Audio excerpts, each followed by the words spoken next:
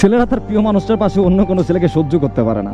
ছেলেরা চায় তার প্রিয় মানুষটা শুধু তার হয়ে থাকুক শেষ অবধি। কিন্তু একটা কথা কি জানেন, সম্পর্কে যখনই তৃতীয় পক্ষ আসে সেই সম্পর্কটা আর বেশি দিন বাঁচে না। একটা ভাই আমাকে বলতেছিল ওর সাথে আমার 3 বছরের সম্পর্ক, আমরা দুজনেই একই ক্লাসে পড়তাম। ও ছিল কমার্সে আর আমি সায়েন্সে। একটা মেসেঞ্জার গ্রুপ থেকে ওর সাথে আমার কথা বলা শুরু হয়, তাও ঝগড়া দিয়ে। তারপর আস্তে আস্তে কথা বলতে বলতে পার্সোনাল ইনবক্সে ওর সাথে কথা বলা শুরু হয়। কথা বলতে বলতে ওর সাথে আমার খুব ভালো একটা সম্পর্ক হয়। এভাবে ওর সাথে আমার কথা চলতে থাকে। একদিন সে হুট করেই আমাকে প্রপোজ করে বসে, কিন্তু আমি তখন অবধি তাকে দেখি নাই বা তার কোনো ছবিও দেখি নাই। প্রপোজ করার পর ওর কাছ থেকে আমি ছবি চাইছিলাম, ও আমাকে ছবি দিছিল, কিন্তু ওর দেখার পর আমার কথা বলার ইচ্ছেটাই যেন হারিয়ে গেল। ও একটু মোটা আর কালো ছিল, আমার সাথে কি ওকে মানায় এইসব ভেবে চিন্তায় ওর প্রপোজালটা আমি ডিলেট করে দিই। কিন্তু আমার প্রতি ওর আসক্তিটা ছিল প্রবল। আমি ওর একটা মেসেজ দিলে ও আমার 20টার উপরে রিপ্লাই দিত, এতটা পাগল ছিল আমার জন্য। তারপর ওরা তো পাগলামি দেখে ওরাই ব্লক করে দিই সবকিছু থেকে। কিন্তু ও তখনও না হাল ছাড়ে নাই, কোনোভাবেই আমার থেকে দূরে সরে না। নানানভাবে ওরে আমি ইনসাল্ট করতাম, অবহেলা করতাম, তবুও সে আমার পিছু ছাড়তো না। ব্লক দেওয়ার পর ও আমার জন্য আরো অনেকগুলো আইডি খুলছে। তারপর ওইসব আইডি দিয়ে কথা বলার পর পরিচয় দিত যে এটা সে। এভাবে নানানভাবে সে আমার সাথে অলওয়েজ কন্ট্যাক্ট রাখতো। ও অনেকের ফোন থেকে আমাকে কল দিত, যখন ওর সিম নাম্বার আমি ব্লক করে রাখতাম। যত চাইতাম যে সে আমার থেকে দূরে থাকুক, ততই যেন সে আরো এগিয়ে আসতো। সে আমার জন্য কত কিছুই না করছে। আমার বার্থডে সেলিব্রেশন করছে কলেজে, তারপর আমাকে অনেক গিফট দিত, কিন্তু সরাসরি না, আমার বন্ধুদের কাছে দিয়ে দিত। তারপর যখনই শুনতো আমার কাছে চলার মতো টাকা থাকতো না, তখনই আমার ব্যাগে সে টাকা ঢুকাই দিত। পরে বাড়িতে যখন আসতাম তখন এসে মেসেজ দিত যে তোর ব্যাগে টাকা রাখছি আমি, দেখ। আমি যখন বলতাম যে ফোনে এমবি নাই, সে সাথে সাথে তার বিকাশ থেকে আমাকে এমবি দিয়ে দিত। এতটা পাগল ছিল সে আমার জন্য। এভাবে সে আমার পিছে 2টা বছর ঘুরছে। তারপর একটা সময় ওর সাথে আমি কথা বলতে বলতে ওর মায়ে পড়ে যায়। তারপর ওর সাথে আমি একদিন সামনাসামনি দেখা করি। ওই দিনই ছিল আমার ফার্স্ট ওর সামনে দাঁড়িয়ে কথা বলা, ওরে স্পর্শ করা। তারপর ওর সাথে পাশাপাশি বসে ওর হাত ধরে বলছিলাম যে আমি তোরে ভালোবাসি, খুব ভালোবাসি, মন থেকেই ভালোবাসি। ও আমার মুখ থেকে এসব কথা শুনে খুশিতে আমার কাঁধে মাথা রেখে কান্না করে দিচ্ছে। তারপর থেকে আমাদের রিলেশন শুরু হয়। অনেক সুন্দরভাবে চলতেছিল আমাদের সম্পর্কটা। ওর প্রতি আমি অনেকটাই আসক্ত হয়ে গেছিলাম।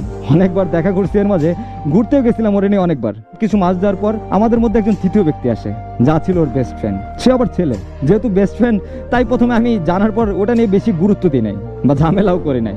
সময় যত ঘনিয়ে আসতেছিল ততই ওদের সম্পর্কটা গভীর হতে লাগলো। এমন একটা সময় আসছে যে ওর কাছে আমার থেকে ওই ছেলের দামটা বেশি ছিল।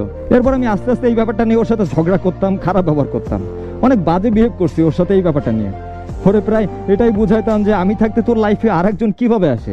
সেই রিপ্লাই দিছে যে বেস্ট ফ্রেন্ডই তো, প্রেমিক তো আর না। অথচ একটা সময় সে আমাকে বলছে তুই যদি তোর রিলেটিভ কোনো মেয়ের সাথেও কথা বলিস আমার খুব কষ্ট লাগে। ওর জন্য আমি অনেক পরিবর্তন হয়ে গেছি, অথচ সে আমাদের মাঝে একটা তৃতীয় ব্যক্তি নিয়ে আসলো। সম্পর্কটা তখনই নড়বড়ে হয়ে গেল, কিছুটা দূরত্ব সৃষ্টি হলো আমাদের। ওরা যত বলতাম যে ওই ছেলের সাথে কথা বলিস না, ও বলতো যে আচ্ছা ঠিক আছে বলবো না, কিন্তু ও আমাকে সবসময় মিথ্যা বলতো। ওই ছেলের সাথে সে ঠিকই কথা বলতো। যে ছেলের জন্য ওরা প্রতিনিয়ত বেশি কথা বলতাম, খারাপ ব্যবহার করতাম, তবুও সে ওই ছেলের সাথে কথা বলা বন্ধ করলো না। এত কিছু হওয়ার পরও যাকে বুঝাইতে পারি নাই, তার থেকে আমি নিজেই সরে আসছি, কথা বলা অফ করে দিছি। রাগে অভিমানে ওর কাছে ফিরে যায়নি, ও আর ফিরে আসে নাই। কিন্তু ও সব সময় সবার কাছে বলতো আমি নাকি ওর সাথে অনেক বাজে বিহেভ করতাম। কিন্তু কি কারণে ওর সাথে বাজে বিহেভ করতাম সেটা বোঝাইতে পারি নাই। যে আমাকে এতটা ভালোবাসছে, সে একটা সময় এসে আমাকে বলছে যে তোর জন্মের দোষ আছে। এই কথাটা বলার পর ওর সাথে আমি আর কোনো কন্ট্যাক্টই রাখি নাই। তারপর যা বুঝলাম আমার প্রতি ওর যে ভালোবাসাটা ছিল তা মরে গেছে, তার বিয়ে হয়ে গেছে, কিন্তু সে আমাকে জীবন্ত লাশ বানায় দিয়ে চলে গেল। এই গল্প থেকে কি শিখলেন আপনারা? সম্পর্কে যখনই তৃতীয় পক্ষ আসবে দেখবেন একটা সময় ওই সম্পর্কটা শেষ হয়ে যাবে, সে যতই সুন্দর সম্পর্ক হোক না কেন। আরেকটা কথা কি, কোনো ছেলেই তার ভালোবাসা মানুষটার ভাগ অন্য কাউকে দিতে চায় না, আর কোনো ছেলেই চায় না তার ভালোবাসার মানুষটার পাশে অন্য কোনো ছেলে থাকুক, হোক সে তার বেস্ট ফ্রেন্ড। ছেলেরা এসব সহ্য করতে পারে না, আর তাই আপনাকে বারবার বোঝানোর চেষ্টা করছে। সবার চিন্তা ভাবনা তো এক না। সে যে আপনাকে প্রচন্ড ভালোবাসে এটা হয়তো তারই প্রমাণ। কারণ কোনো ছেলে যদি আপনাকে ভালোই না বাসবে, তাহলে আপনার বেস্ট ফ্রেন্ড নিয়ে কেন কথা বলবে? প্রচন্ড পরিমাণে ভালোবাসে তাই হয়তো এই ভয়টা পায়। এটাকে খারাপভাবে কেন নিন আপনারা? আপনিও যদি তাকে মন থেকে ভালোবাসেন, তাহলে তো আপনার কাছে সব থেকে দামি মানুষটাই সে, তাই না? তাহলে তার খুশির জন্য ছেলে বেস্ট ফ্রেন্ড নাই বানাইলেন, সমস্যা কি? ভালোবাসার মানুষটার জন্য এত কষ্ট করতে পারেন, এতটুকু কি করতে পারবেন না? তাই তো সম্পর্কে তৃতীয় পক্ষকে গুরুত্ব না দিয়ে ভালোবাসার মানুষটাকে গুরুত্ব দেন, তাহলে অন্তত এই সুন্দর সম্পর্কগুলো নষ্ট হবে না আর হারাইও যাবে না। ভালো থাকবেন সবাই, আল্লাহ হাফেজ।